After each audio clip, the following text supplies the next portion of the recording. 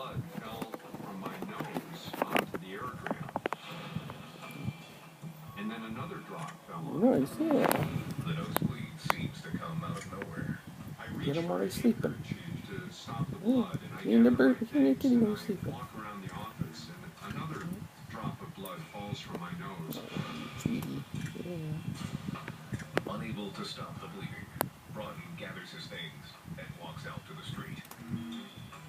And I sit outside the office for about 20 minutes, and it continues to bleed. Broughton's had nosebleeds before, but this one is different.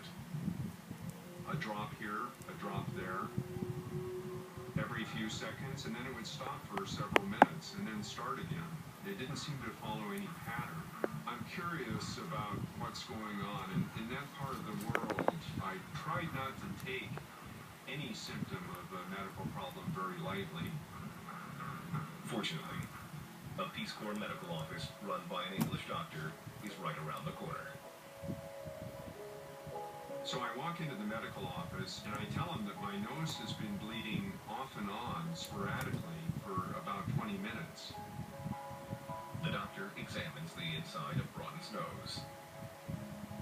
And he takes a look inside and announces that he can't see anything of significance. And You that can't clean that perhaps kitty that's on the iPad. The change in altitude No. affected me. The doctor explains that the dry air found at high altitudes is a common cause of nosebleeds.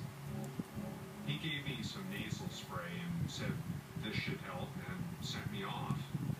Broughton returns You home. can't get that kitty that's on the iPad. Put a stop to the No. strange bleeding. You have to work on this one. Certainly something like this would clear up. Yeah, but can't get that one. When Can't get that one. No. the nosebleed is gone. It is stopped, but I really just didn't know what to think. But little does Broughton know, the nosebleed was just the beginning. 1 week later, he's returning home from a busy day at Don't work. pull his tail. He's gonna go so far. And I'm riding my bike, and I can swear that I see something coming out of my nose from the corner of my eye. And I reach up to touch it, and there's nothing there. And so I ride along the street farther, and I see it again, and I reach up again, but there's nothing there. And it's almost like it's a mirage or an illusion, and I'm about to go crazy. And so I decide to pull over to the side of the road, and I step into a tea shop. Broughton sits down at a table to catch his breath. You poor kitty.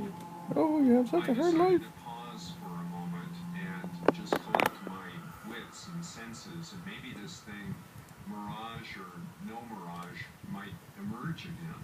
And I order a cup of tea, and as the young boy is bringing a tray full of tea, he takes one look at me and he drops the tray of tea and runs out of the tea shop.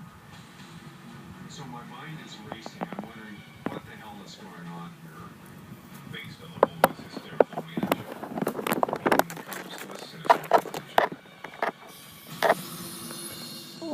It's weird that in Asia, if you look at someone who you feel may have been invested in the acts of a witch, for instance, you should Oh, never just look think in I'm the going to have a cat nap.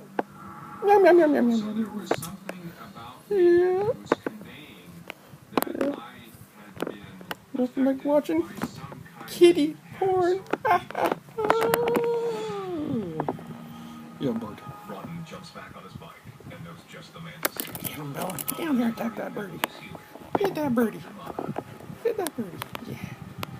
Get him. I was Wake quite him up. confident that Get him up. Dr. Mana, with Disturb his cat nap. decades of local knowledge, would have seen something like this before. When Broughton arrives at Dr. Mana's office, he's taken to see the healer right away.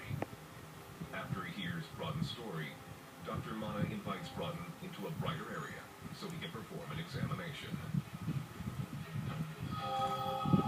And so I'm trembling slightly, and Dr. Mana is squatted beside me. I'm sitting there for nearly 10 minutes, and then slowly, methodically, mysteriously, without any sensation to my nose whatsoever, a small small, brown, eel-like creature emerges, and it waves around and then retreats.